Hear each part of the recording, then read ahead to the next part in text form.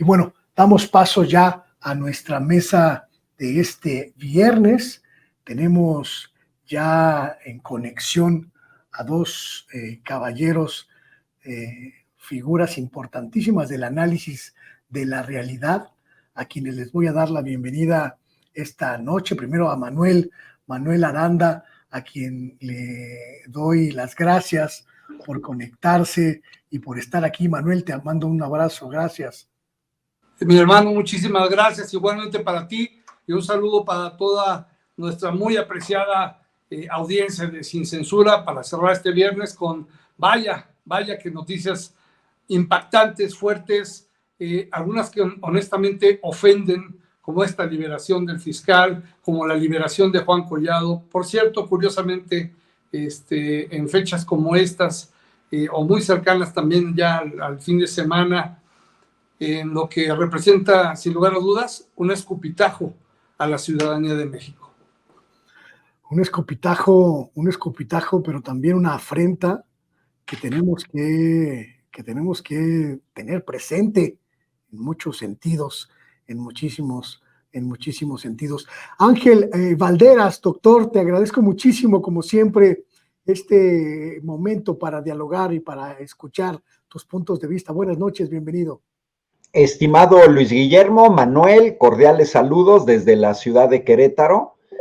Efectivamente, hoy lo que acabamos de ver con el Poder Judicial en dos casos, son dos, el del fiscal de Morelos y el de Juan Collado, pues nada más demuestran que la 4T llegó para evidenciar la manera en la que siempre ha actuado el Poder Judicial. No es que el Poder Judicial antes de la 4T se comportara de una manera distinta, no lo creo. Más bien, hoy se evidencian. Y efectivamente, la sociedad mexicana tiene que tomar actos de este Poder Judicial faccioso, porque ese es el término correcto, y vamos a tener que seguir monitoreando y exhibiéndolos. Da vergüenza, cierro este comentario inicial, que pidan un aumento de más de 4,000 millones de pesos en su presupuesto, cuando en realidad se dedican al servir a delincuentes de cuello blanco. Justo a eso quería llegar para arrancar esta conversación, estimadísimo Manuel Aranda. Es verdaderamente de un timing poco fructífero. Por un lado, la presidenta de la Corte despotrica contra los intentos del gobierno y del legislativo de reducir el presupuesto del Poder Judicial, un Poder Judicial cargado de gastos onerosos y de una élite pues, prácticamente millonaria. Y por el otro lado, se evidencia que ese Poder Judicial está podrido, que quien tiene dinero, quien tiene conexiones, quien tiene contactos, quien tiene cuates, puede comprar la justicia, puede comprar amparos, puede comprar suspensiones y campear libremente sobre la impunidad. En este sentido, ¿qué podemos esperar en los próximos días, en las próximas semanas de discusión presupuestal, si prácticamente vemos que el Poder Judicial no sirve para nada, o al menos no para lo que debería servir? No, bueno, hasta parece kafkiano no creer en esto. Perdón, y antes que nada también saludar al admirado y querido amigo el doctor Ángel Valderas. Muy buena noche, doctor. Caray, híjole, Luis Guillermo, cuesta trabajo a veces poder describir lo que como ciudadanía se siente o se percibe cuando está uno a merced de poderes como en este caso el Poder Judicial, con toda la andanada de amparos y de impunidad en términos generales que está desplegando hacia los cómplices de los poderes fácticos hacia los cómplices de los... Se hablaba siempre, ¿verdad?, que defendían a los delincuentes de cuello blanco. Bueno, no están defendiendo nada más a los de cuello blanco, también están defendiendo a la gente que está con las mafias, a los que están protegiendo a los criminales, y hay que decirlo con todas sus letras. Mucha gente o muchos periodistas en ocasiones le pensamos cuando se trata de hablar de grupos criminales por lo que ello mismo implica, pero también hacen falta ejercicios de un poquito de valentía en ese sentido. Y esta gente está protegiendo, este fiscal, el de Morelos, está protegiendo a grupos criminales, no solo de cuello blanco. Es una batalla que raya en lo surrealista, en lo ridículo. ¿Cómo es posible que ya hay incluso dos fiscalías enfrentadas dentro de un mismo poder estatal, que simplemente no hay manera de poderlos poner en cintura, de meterlos en cintura?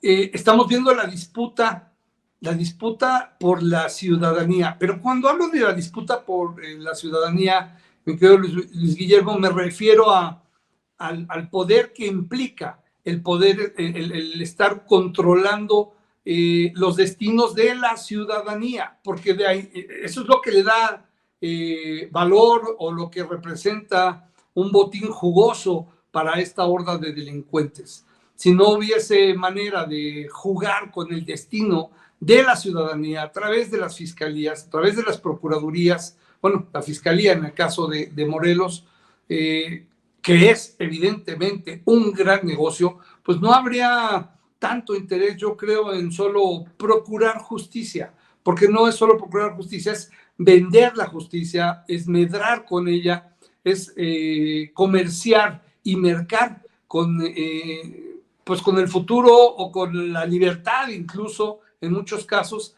de personas que no merecerían estar en libertad, a costa incluso de hacer permanecer encerradas a personas que sí deberían de estar tal vez fuera, y que como no tienen acceso a grandes cantidades de dinero, a verdaderas fortunas para pagar y comprar la justicia.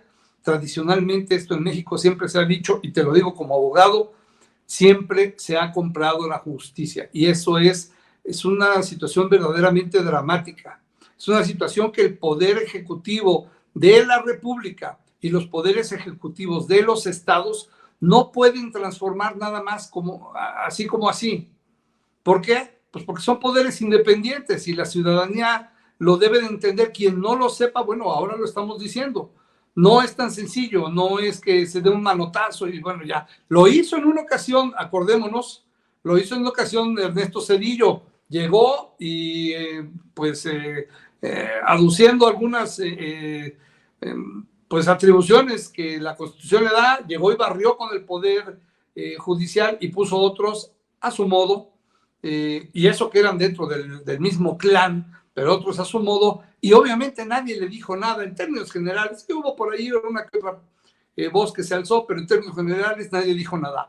Hoy es el momento en el que sí deberíamos de tener una situación de ese tipo, pero el presidente López Obrador y el proyecto de la 4T sabe perfectamente que los riesgos que esto implicaría, y tendríamos encima, si echamos fuera a todo el Poder Judicial de golpe y tajo para poder tratar de instaurar uno nuevo, que no porque sea pro 4T, porque sea pro justicia nada más, nos estaríamos echando encima a grandes poderes, incluso de fuera de nuestro país, que nos estarían señalando inmediatamente como un país de represores, unos dictadores, que todo lo estamos haciendo a modo, y no es cierto.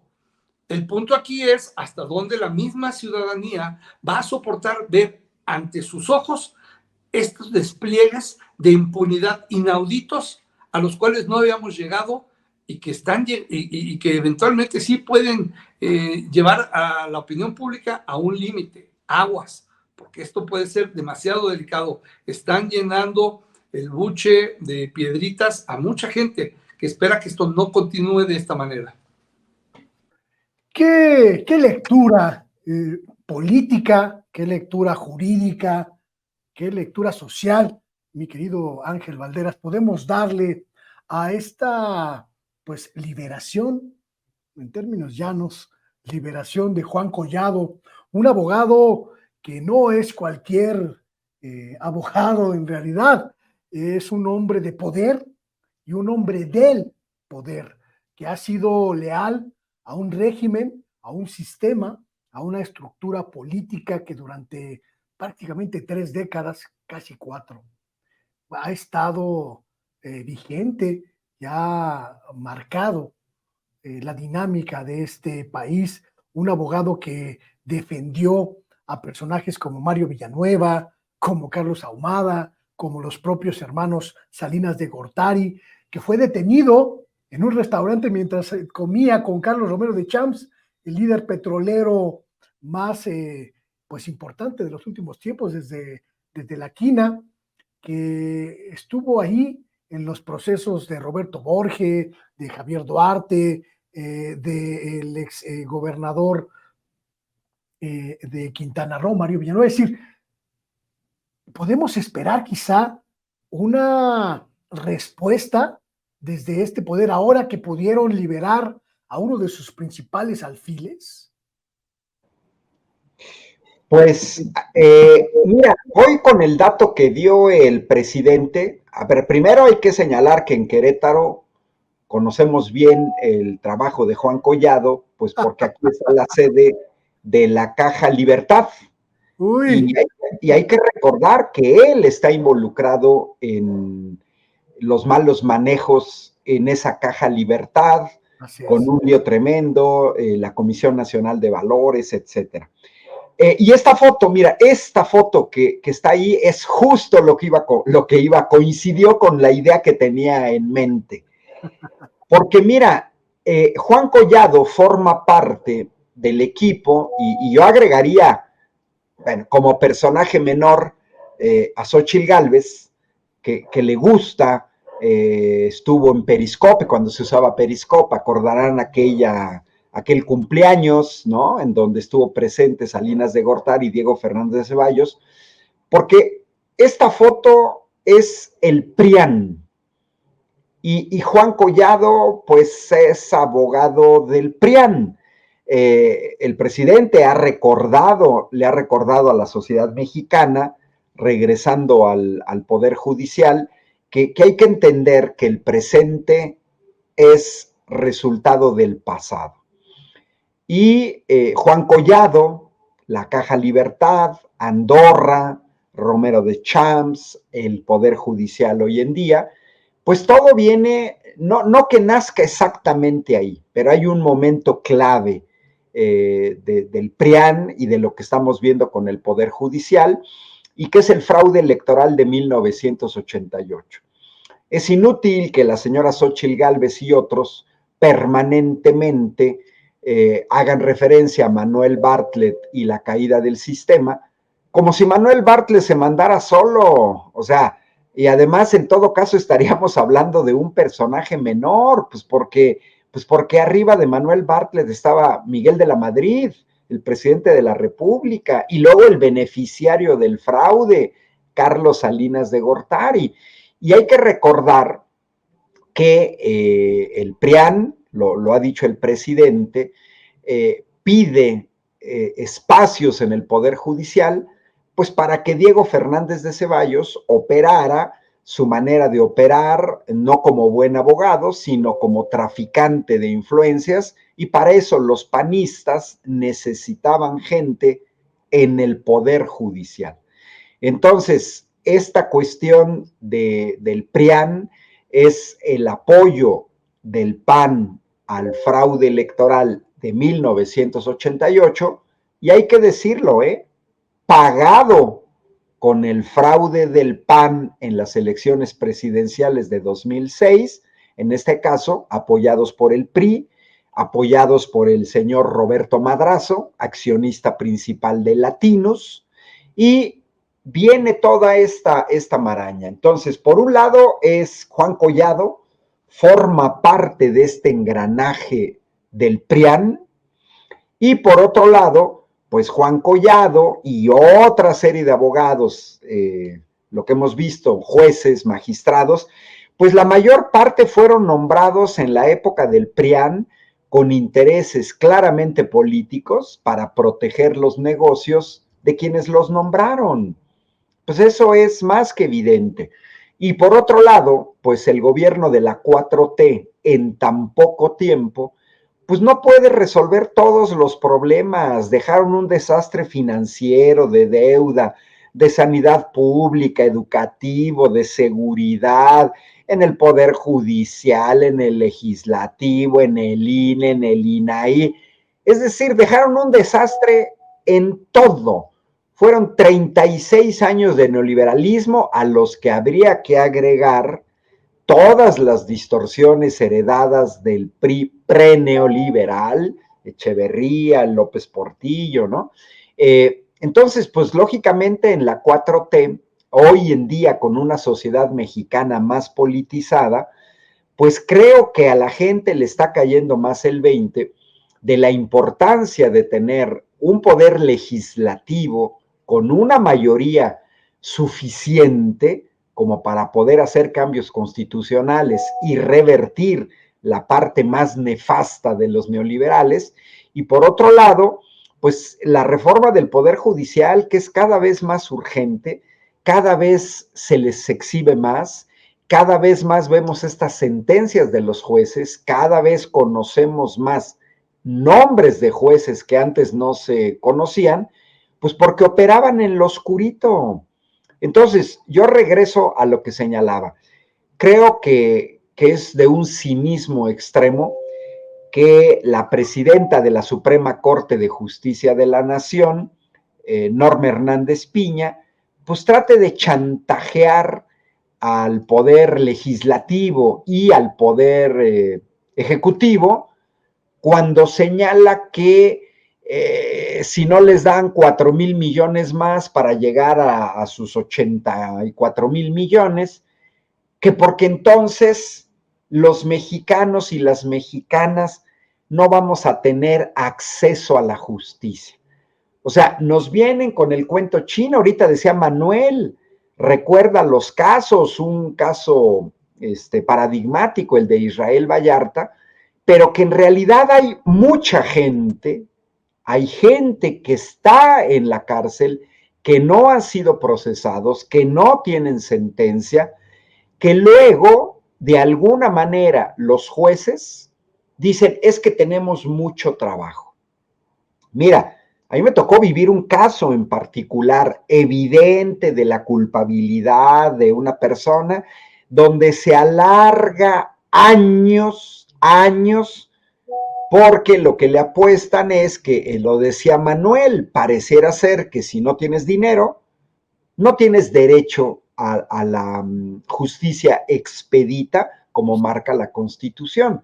Pero entonces nos tendríamos que preguntar, ¿por qué si tienes dinero, sí tienes derecho al acceso a la justicia, y si no tienes dinero, no? ¿Qué nos están diciendo? Hay sobornos, hay moches, hay dinero por debajo del agua. Los magistrados de la Suprema Corte de Justicia de la Nación, sumando su enorme salario y sumando sus prestaciones, andan tranquilamente arriba de los 600,000 pesos mensuales. ¿No les alcanza? ¿Tienen que recibir dinero por debajo del agua? Es una pregunta, porque es raro, muy raro, ¿no? Los que hacemos matemáticas, trabajamos con regularidad, y es muy raro que de manera regular la gente que tiene dinero sean delincuentes de cuello blanco, sean funcionarios públicos corruptos, son liberados, se les otorgan amparos, se otorgan amparos a las grandes empresas transnacionales, se opera desde el poder público en contra del interés general. Entonces es muy raro, porque pareciera ser, hay casi todos los elementos para pensar, pues que hay sobornos. O sea, eso, pues, de otra manera no se entiende, porque si uno dijera, bueno, algunos con poder, etcétera, están en la cárcel, otros no, bueno, uno pudiera decir que no hay una regularidad. Pero parece ser que este árbol torcido del Poder Judicial, hoy lo podemos visualizar gracias a la llegada del gobierno de la 4T, porque estoy seguro que si estuvieran gobernando el PRI y el PAN, harían exactamente lo mismo, solo que no estaríamos enterados. Porque los medios chayoteros sobre esto no hacen ningún escándalo, con lo que avalan, es como el caso del plagio del informe técnico de Xóchitl Gálvez para titularse, en donde ves a estos medios que no dicen ni pío, no toca ni con el pétalo de una rosa. Entonces, pues yo espero que el público, al menos el público de Sin Censura, sí, que tengamos claro, se requiere la reforma judicial no porque sea un capricho de Andrés Manuel López Obrador, no, de ninguna manera. Se requiere una reforma al Poder Judicial por lo que estamos viendo en sus acciones. A mí me parece patético, y cierro, que operen en contra de los intereses de la nación y al mismo tiempo le pidan al Ejecutivo y al Legislativo más dinero. Porque desde el momento que amparan a empresas transnacionales como Iberdrola para favorecer los intereses económicos, o desde el momento que amparan a grandes evasores fiscales para que no paguen lo que tengan que pagar, me parece increíble que si yo amparo a alguien para que no pague los impuestos que tiene que pagar, con eso le estoy quitando dinero al gobierno. Ah, pero le exijo al gobierno que me dé más dinero. Pues tendrían que operar a favor de la nación. Creo que están quedando exhibidos. No creo, no hay las condiciones para hacer un cambio total del Poder Judicial en este momento, pero pues ahí tenemos una tarea como mexicanas y mexicanos en el próximo proceso electoral de 2024, si queremos que la transformación avance. Porque todos podemos ser víctimas de un poder judicial faccioso. Tampoco hay que generalizar, ¿eh? Yo creo que dentro del Poder Judicial, abogados, jueces, ministerios públicos que no están a favor de esta corrupción, pues la tienen difícil, porque si en la cúpula tienen a magistrados, ministros, que pueden incluso tomar represalias en la parte del trabajo, que los pueden amenazar con despedirlos, si no es que con cosas peores. Entonces, pues hay que apostarle a que en 2024, el próximo año, ya está a la vuelta de la esquina, se pueda tener un nuevo gobierno de la 4T, porque es la 4T la que va a ganar las elecciones en 2024, pero que pueda tener una mayoría más holgada en la Cámara de Diputados y en la Cámara de Senadoras para operar los cambios que el país necesita. El país, la nación, el Estado mexicano, no Morena, no la 4T, no Andrés Manuel López Obrador, no Claudia Sheinbaum, no. Lo que requiere el Estado mexicano para sanearlo. Otros países lo han hecho, Italia lo hizo con aquel famosísimo proceso de Mani Pulite, en donde se hizo una limpia de políticos corruptos que fueron a parar a la cárcel, destituidos, etcétera. O sea, cuando un Estado, no un gobierno, un Estado se decide a poner un alto y tiene el apoyo de la gente, hay grandes posibilidades de que se sanee un poco la vida pública, sea poder ejecutivo, sea poder legislativo o poder judicial. En este caso, el poder judicial.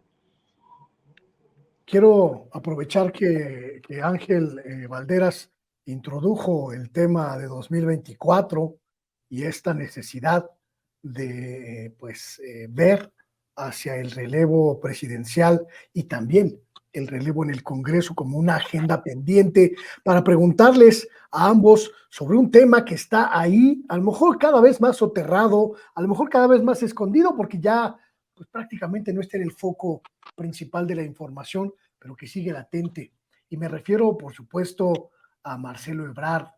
Hoy lo escuchábamos decir en la gira que empezó a realizar esta semana, hoy está en Tlaxcala, y lo escuchábamos decir, pues, con todas sus letras, que prácticamente va por una vía judicial en esta circunstancia de, pues, no aceptar el triunfo de Claudia Sheinbaum.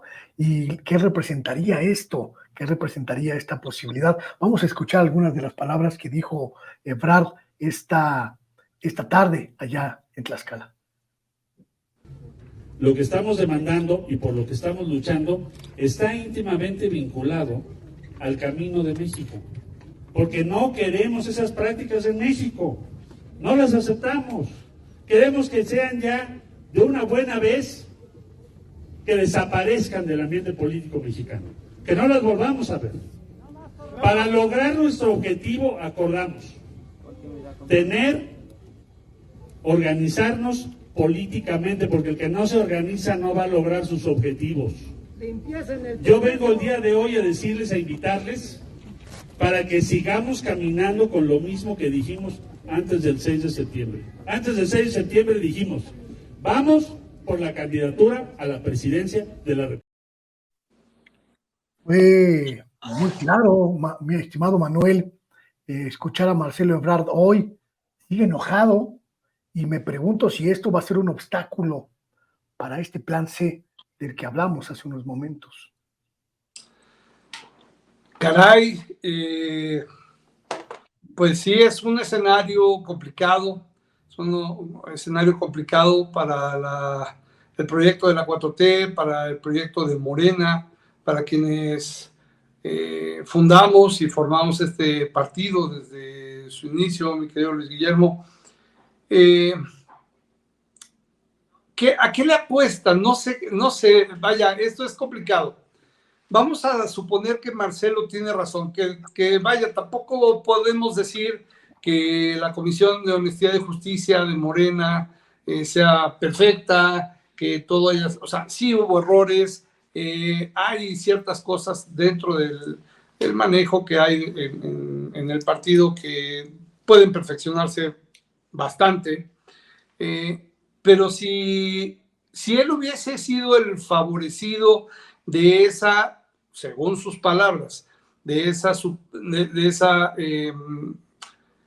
cargada que favoreció, según él, insisto, a Claudia Sheinbaum, si el favorecido hubiese sido él, hubiese tenido también el valor cívico para decir, a ver, no, esperen, dejen de apoyarme, dejen de meterle dinero a mi precandidatura, vamos a hacer de esto un ejercicio ético con toda la honorabilidad del mundo y entonces sí, validado con esa honestidad, vamos para adelante.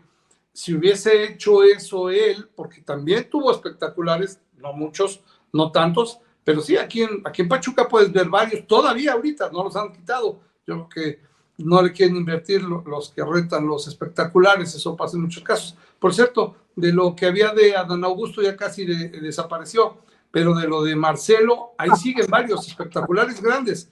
Entonces, la pregunta es, ¿por qué no pidió que se retiraran su publicidad en espectaculares para demostrar, como lo hicieron otros contendientes, como por ejemplo el mismo Fernández Noroña, que no tuvo un peso de publicidad en ese tipo, de ese tipo, más que las cartulinas que sea la gente, y que lo hizo de manera muy honrosa, aún a pesar de que no contó con un presupuesto que evidentemente lo respaldara. Pues imagínate, lograr un tercer lugar no fue nada despreciable, por el contrario, quedó sumamente bien posicionado. Pero entonces, creo que eso, tanto cuanto contradictorio por parte de Marcelo, el que si él mismo aceptó participar en una contienda de la cual conocía sus reglas, conocía cómo venía, porque dice que desde mucho antes, ¿no? Ya venía la cargada, y se enteró hasta después de que arrancó la campaña, me pregunto yo si es que realmente fue así, y si se enteró, pues ¿por qué no lo dijo durante la campaña? O sea, esperó solo a ver si sí le favorecía o si sí podía dar batalla o si la diferencia no era tan grande. Y por qué no se deslindó él de lo que se deslindó Fernández Noroña. Hubiese sido una fantástica muestra de honestidad, de congruencia. No lo hizo. Entonces, creo que eso le resta legitimidad a ese tipo de protestas que está haciendo Marcelo. Yo insisto, lo he comentado en otros espacios, en otros programas, de aquí mismo de Sin Censura, hizo muy buen trabajo como canciller, excepto porque en lo que respuesta, y no me cansaré de mencionarlo, en lo que respecta especialmente a los consulados en los Estados Unidos, no están funcionando, hay mucho que hacer a favor de los migrantes en los Estados Unidos, en prácticamente todos, no voy a decir que todos, hay excepciones muy buenas, pero en la gran mayoría de los consulados, la herencia que dejó pues Ebrard es mala en ese sentido. La gente dice que dónde quedó la 4T para el tema de los migrantes, especialmente en los consulados. Estamos peor que como estábamos con Peña Nieto. Palabras de muchos migrantes con los cuales me toca hablar pues prácticamente diario. Entonces, quitando eso, sí hizo un buen papel como canciller en los términos de política exterior. Me parece muy bien su desempeño, pero él conocía perfectamente bien el interior de esta contienda, las condiciones, y a qué le apuesta ahora, porque no creo que su pretensión sea empujar para ver si consigue más puestos políticos. ¿Acaso querrá ser senador o diputado plurinominal? No creo que vaya por ahí. ¿Quiere ser secretario de Estado? Ya fue canciller. ¿A qué le está apostando? O sea, la candidatura por la presidencia de la República por parte de Morena no creo que pudiera obtener allá de ninguna manera, y lo único que podría estar consiguiendo es dividir, aparte de la gente que está con Morena, y pues no ayudaron mucho al plan C, que tan necesario es para poder lograr eventualmente los cambios, que ya es complicado, y todavía falta ver si Mario Delgado y toda la dirigencia de Morena tienen la inteligencia son muy inteligentes, pero tienen que demostrarlo en el tema de la selección de candidatos.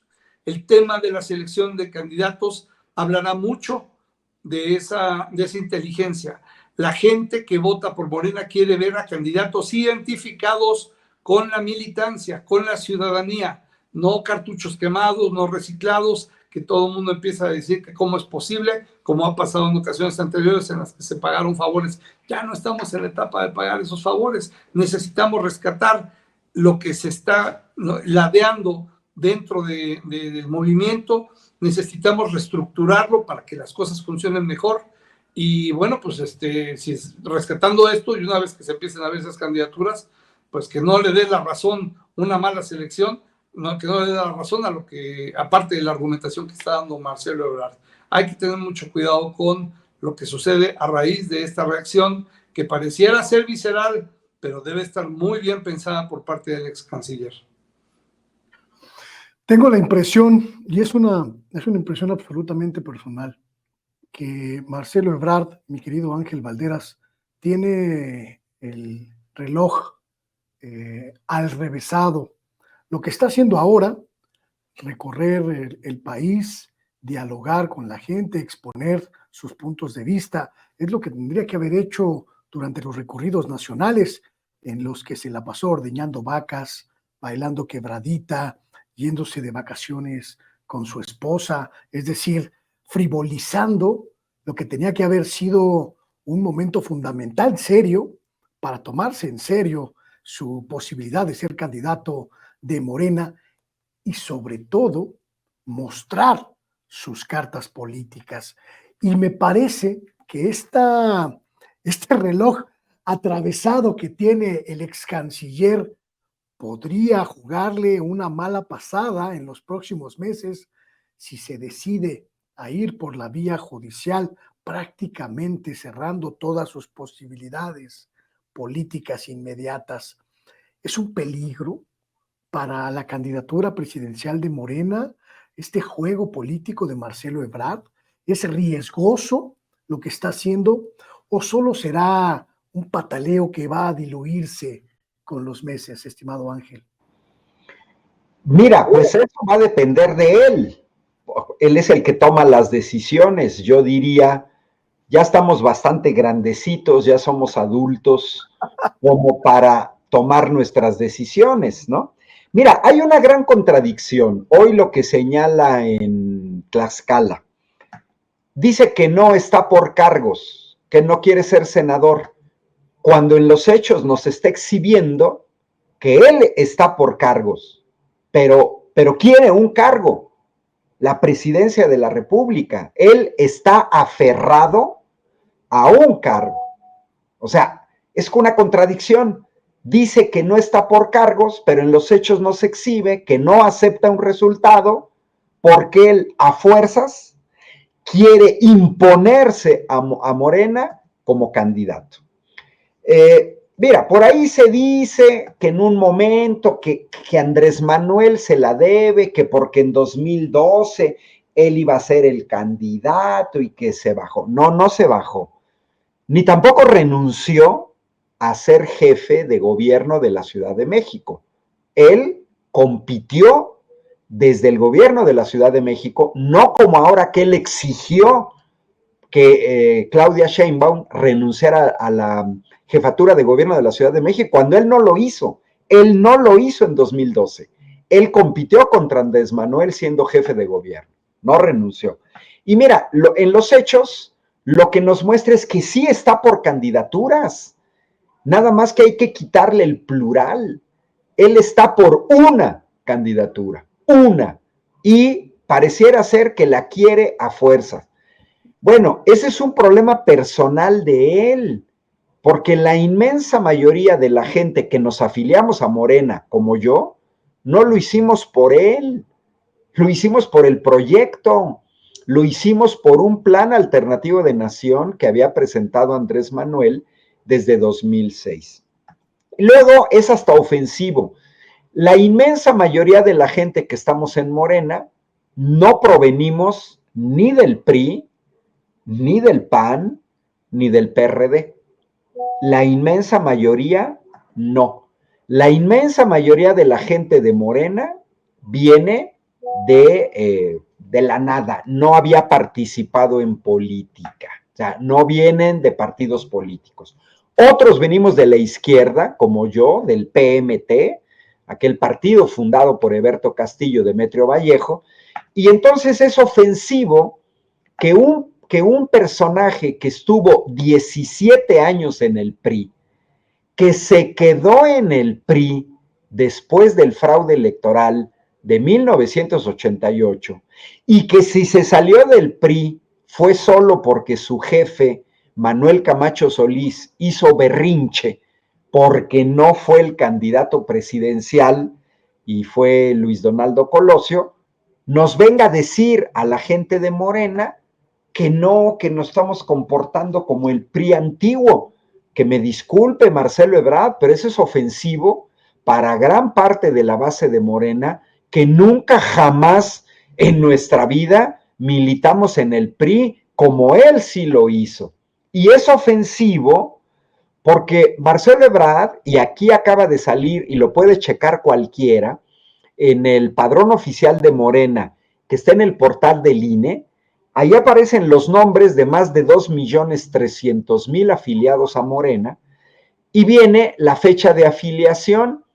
Bueno, mientras la fecha de afiliación de Claudia Sheinbaum o la mía es de diciembre de 2013, en noviembre de 2013, los primeros que se afiliaron a Morena como partido político es en 2013, la afiliación de Marcelo Ebrard oficial es marzo de 2023. O sea, marzo de este año.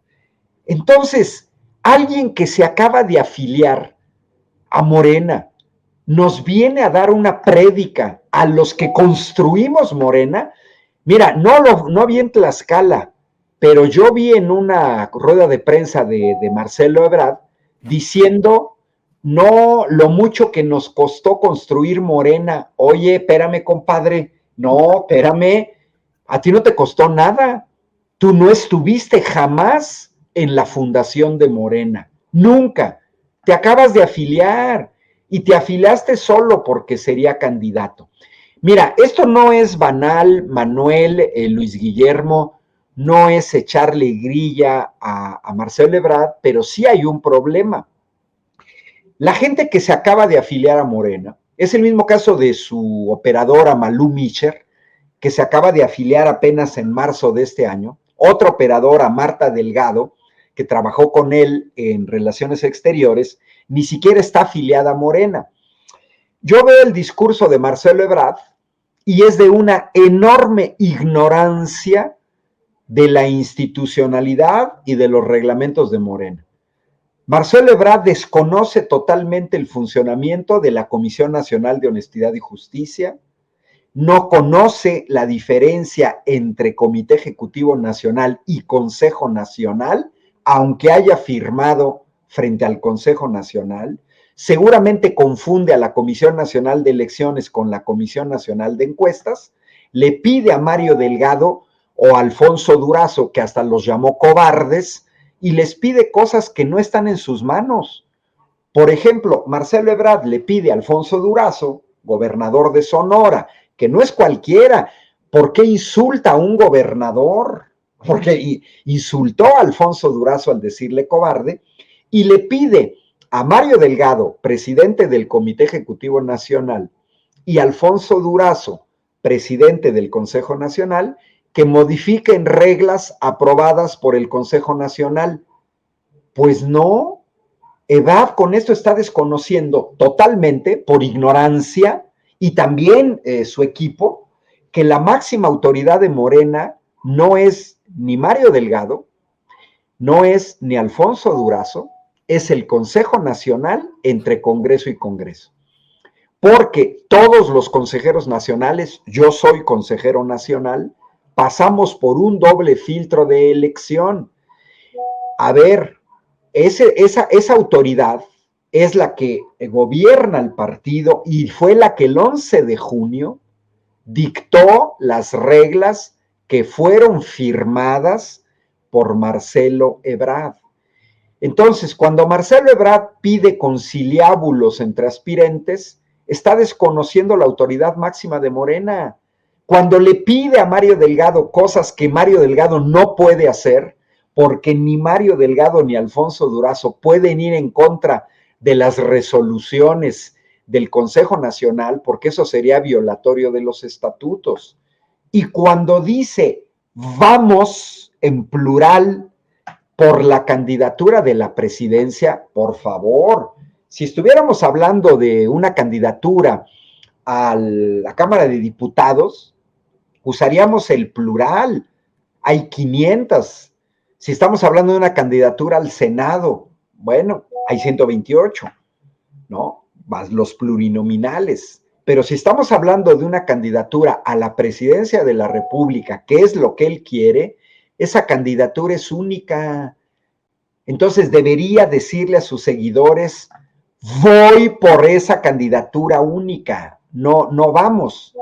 Y cierro un poco con lo que tú señalaste, Luis Guillermo. Mira, Marcelo Ebrard exhibe que no tiene autocrítica. A ver, ¿quién le dijo a Marcelo Ebrard o quién le impuso que contratara a un extranjero como asesor, que además es un extranjero que ha asesorado a gente de derecha, como el nefastísimo Mauricio Macri, expresidente de Argentina, que endeudó con un préstamo inmenso a Argentina, o al de Ecuador, Guillermo Lasso? O sea, ¿quién? ¿Por qué? A ver, ¿qué culpa tiene el Consejo Nacional, o Adán Augusto, o Claudia Sheinbaum, o Luis Guillermo Hernández, o Manuel Aranda, o Ángel Valderas, o mi gato Titus? ¿Por qué tenemos que ser nosotros culpables de que haya contratado a un extranjero que lo llevó a hacer videos de TikTok ridículos y campaña que dices, oye, pues el problema es tuyo? ¿Por qué contratas a un extranjero que ni conoce México, ni la idiosincrasia de los mexicanos, ni la 4T, y además de derecha, a que te haga la campaña. Yo coincido, su campaña como corcholata fue pésima. Aparecieron sus espectaculares, acuérdense que dio una respuesta increíble, que esos espectaculares habían sido pagados por la casa editorial de su libro, y luego la casa editorial dijo que no es cierto, que ellos no habían pagado nada. En todo el país hubo gente afiliada a Morena que colaboró en los gastos de las corcholatas, aparte de lo que había dado el partido. Pero yo creo que se ve muy mal. Si Marcelo Ebrard cree que está ganando simpatías al interior del obradorismo, a simpatizantes de la 4T, al interior de Morena, creo que está muy equivocado, ya se equivocó, se está equivocando, y me consta que mucha gente lo está abandonando, que no lo va a seguir en esta aventura, porque coincido con Manuel, yo no veo ni por dónde Morena anule un proceso que fue además hipercuidado, que Marcelo Ebrard estuvo presente, al igual que los demás aspirantes, en todas las fases del proceso. Creo, sin temor a equivocarme, que es el proceso de elaboración de encuestas más vigilado en la historia del país, y que perdió 5-0. Perdió 5-0. O sea, no es aquí que haya ganado 2 de 3, que 4-1. No. Las 5 encuestas simplemente confirmaron los resultados que ya eran predecibles de 32 casas encuestadoras que estuvieron midiendo cada una al menos 16 encuestas entre enero y agosto de este año. Cada una, 32 casas encuestadoras, 16 encuestas, todas le daban el triunfo a Claudia Sheinbaum. Solo había una de 32 que le daba triunfo a Marcelo Ebrard, que fue Rubrum.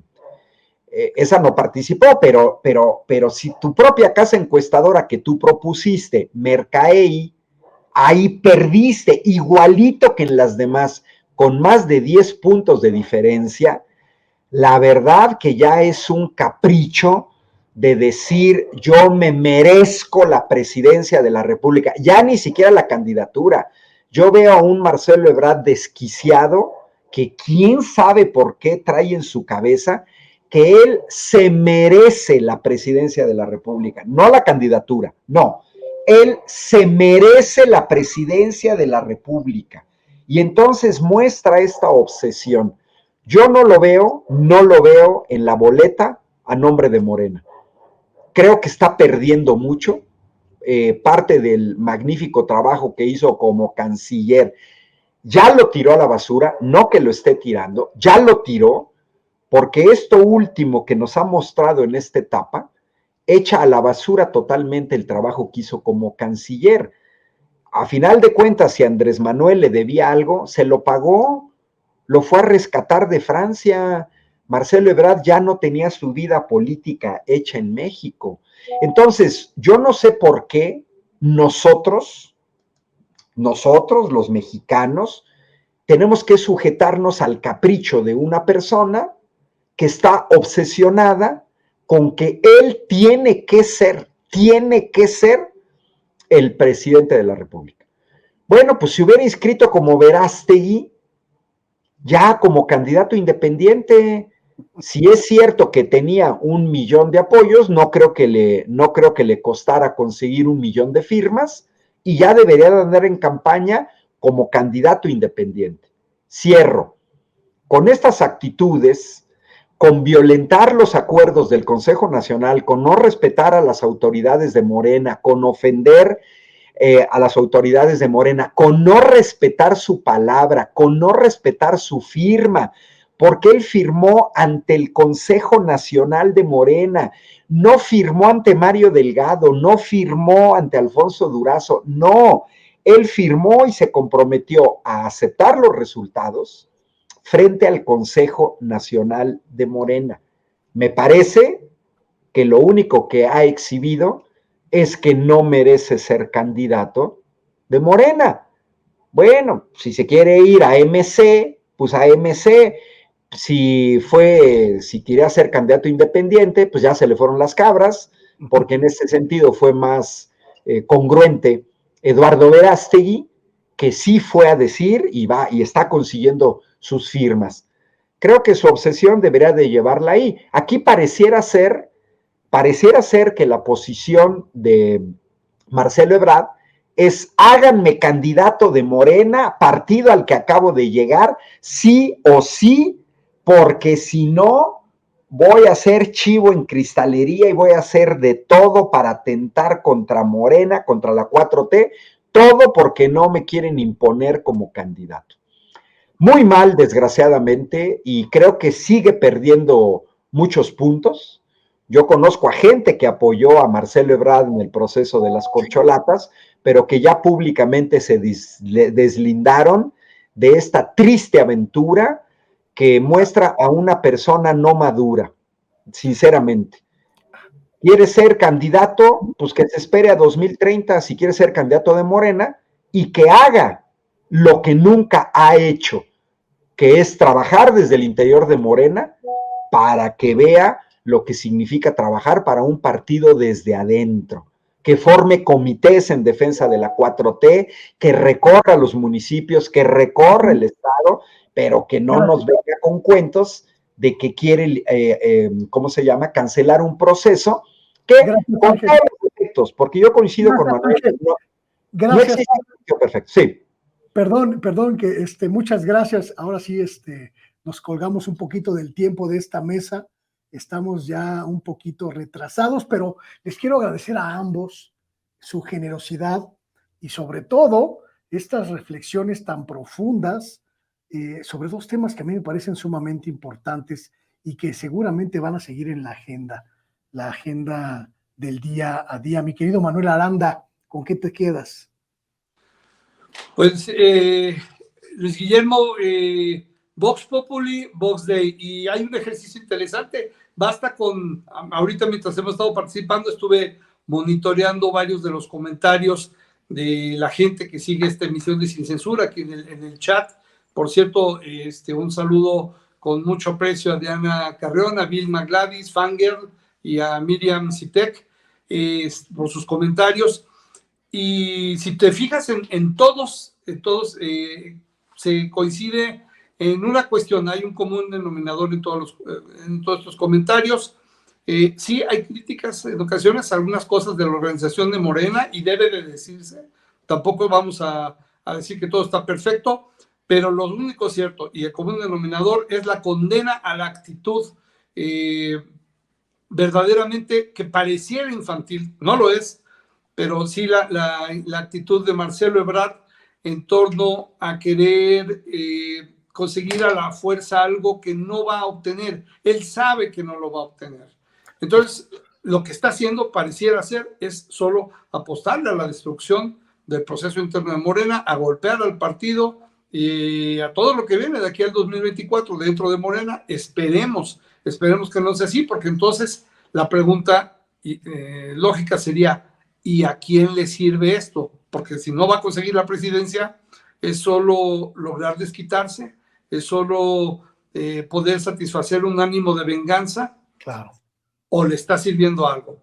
Ese sería el comentario para cerrar, mi querido Luis Guillermo. Tus redes sociales, estimadísimo Manuel. Con todo gusto. Bueno, pues aquí lo estamos viendo. Ahí está, @Aranda Montero en Facebook. Y, perdón, en Twitter, que es X ahora, y Voces Libres en Facebook.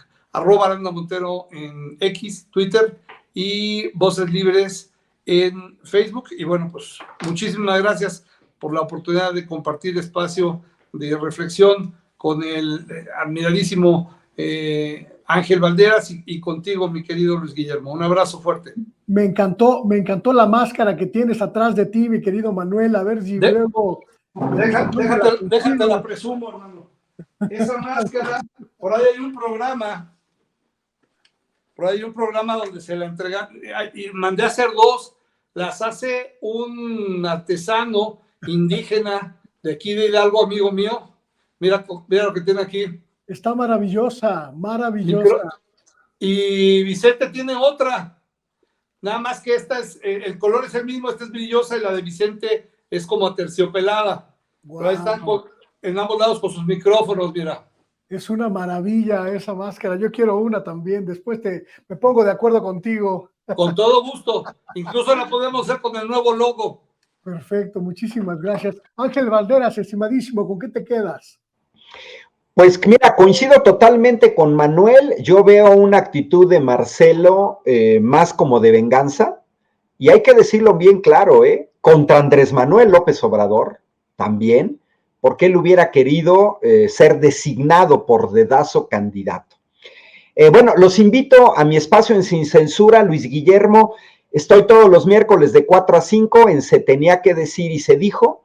Voy a tocar el tema del plagio de la supuesta ingeniera, bueno, ella dice de ser de las mejores ingenieras, el próximo miércoles de 4 a 5 en Sin Censura. Y mis redes sociales, Ángel Valderas, me pueden seguir en YouTube, me pueden seguir en Facebook y me pueden seguir en Twitter. Muchísimas gracias, Ángel. Vimos por ahí de repente que se asomó Titus, tu gato, es el que mencionabas, ahí queriendo participar también. Sí, sí, él es un gato súper informado del sector energético. Muchísimas gracias, estimadísimo doctor Ángel Valderas, estimadísimo Manuel Aranda, gracias a ambos por su tiempo, por su sapiencia y por su conocimiento para la audiencia de Sin Censura. Y a usted que nos escucha, quédese, viene la mesa de investigación de Contralínea y Sin Censura. Hoy vamos a platicar con Zósimo Camacho sobre dos temas verdaderamente buenísimos. Después, una conversación de Vicente Serrano que le va a usted a encantar. Fernando Rivera Calderón y Vicente Serrano, verdaderamente de antología. Y después, terminando la emisión nocturna, le quiero invitar a que se quede a ver una entrevista que nuestro compañero José Alfredo Gutiérrez Falcón hizo con la directora de Financiera del Bienestar, que nos da luces muy claras sobre esto que está haciendo esta institución, principalmente en apoyo de los migrantes que van a contar ya con un instrumento financiero y bancario para poder utilizarlo en Estados Unidos. Vamos a ver este pequeño fragmento, este avance de la conversación. Véalo. De tarjeta a tarjeta, déjame darte esta gran noticia, solamente tienen que pagar $3.99. Eso de verdad es una revolución lo que estamos haciendo. En lugar de que paguen 14 y hasta $25 por enviar, por ejemplo, cantidades más altas, $2,000, $2,500. Ese pues es la gran aportación que como Gobierno de México estamos haciendo. Y nos tocó a nosotros el encargo del presidente de trabajar precisamente este tema.